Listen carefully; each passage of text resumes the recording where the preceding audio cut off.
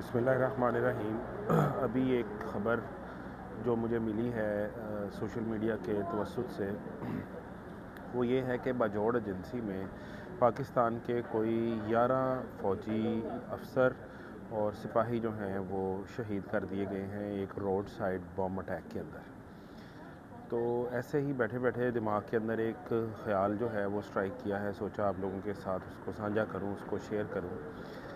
कि तकरीबन कोई चौथाई सदी गुज़र चुकी है हमें इस तरह की ख़बरें मौसूल करते हुए और इस तरह की ख़बरें वसूल करते हुए, और ये मर्ज़ जो है, ये मसला, ये मुसीबत जो है, ये ख़त्म होने को नहीं आ रही। हम लोगों ने ये देखा है कि मुख्तलिफ़ मौक़ों पे मुख्तलिफ़ वक्त पर हमने मुख्तलिफ़ किस्म के इस्लामी नामों के साथ कई ऑपरेशंस किए हैं, जिसमें मुल्की सतह पर भी अंदरूनी तौर पर ऑपरेशन भी शामिल हैं और गैर मुल्की सतह पर भी ऑपरेशन शामिल हैं। लेकिन आज तक कोई भी जो है ऑपरेशन सही तरीके से इस चीज़ का इलाज देरपा, दायमी और मुस्तकिल बुनियादों पर नहीं कर सका, जिसकी वजह से हर आए दिन, हर कुछ अरसे के बाद ये दहशतगर्दी का शीशनाग जो है बार बार जो है अपना फन और सर खड़ा करता है और पाकिस्तानियों को किसी न किसी तरीके से डसता रहता है। किसी भी पॉलिसी को या किसी भी तरीक़ेकार को वक़्त देने के लिए 25 साल या 26 साल, चौथाई सदी का वक्त जो होता है वो काफ़ी वक्त होता है, और इस वक्त के अंदर अगर किसी चीज़ ने ठीक होना हो तो वो ठीक हो जाती है, और अगर ठीक ना होना हो तो वो ठीक नहीं होती। लिहाजा सोचने और देखने की बात यह है कि क्या हम इस मर्ज़ की तशख़ीस करने में आज तक नाकाम रहे हैं या हम इसका इलाज जो है वो दुरुस्त नहीं कर पा रहे, और जो तरीक़ाकार इलाज का, अगर इस तरीक़ेकार ने और जो तरीक़ेकार हमने आज तक अपनाया हुआ है, अगर वो इतना बार आवर या समर आवर होता तो आज ये मसला दोबारा से सर उठा के नई नई सूरतों और नई नई जहतों के साथ हमारे सामने ना खड़ा होता। लिहाजा अगर ये मसला हल नहीं हो रहा तो इसका मतलब है कि या तो हमारा इलाज का तरीका ठीक नहीं है या हम मर्ज़ का जो है वो तशख़ीस ठीक तरीके से नहीं कर रहे। गुजारिश ये है कि बतौर पाकिस्तानी दिल में बड़ा दर्द उठता है जब हम देखते हैं कि हमारा कोई भी पाकिस्तानी, ख्वाह वो फ़ौज के साथ ताल्लुक़ रखने वाला हो या कोई सिविलियन हो, वो इस तरह से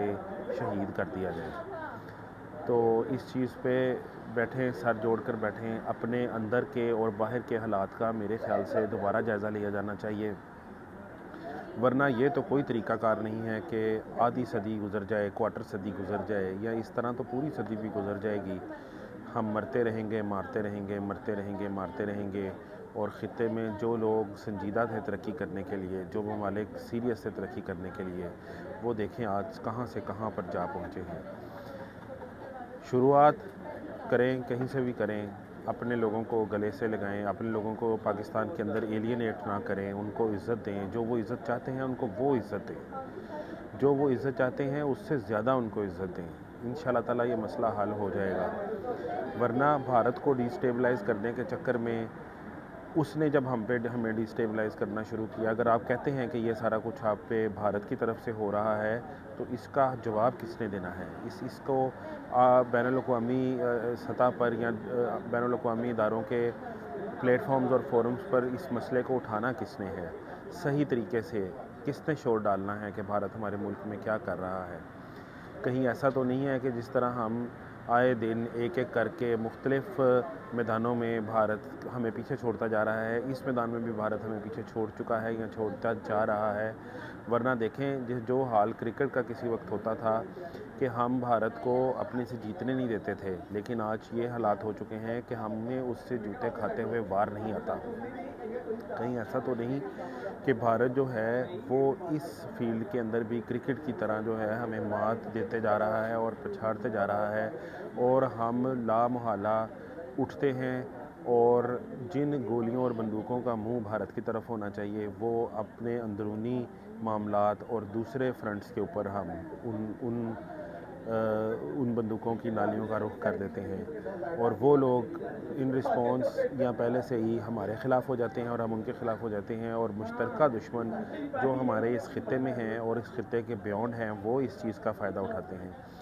اور اگر پاکستان کی اس موجودہ صورتحال کا کوئی بینیفیشری ہے تو اس کو بھی سامنے لانا چاہیے، اگر وہ ملکی ہے یا غیر ملکی ہے،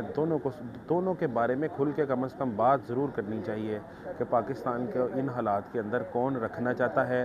کون دیکھ کر پاکستان کو ان حالات میں خوش ہوتا ہے، اور کس کا بریڈ اینڈ بٹر جو ہے وہ ان حالات اور اس طرح کی غیر مستحکم صورتحال کی وجہ سے ملکی یا بیرون ملک چل رہا ہے۔ اور ایسے تمام لوگوں کو اپنا دشمن کے طور پر آئیڈینٹیفائی کر کے ان کا صحیح طریقے سے جو ہے علاج کرنا چاہیے،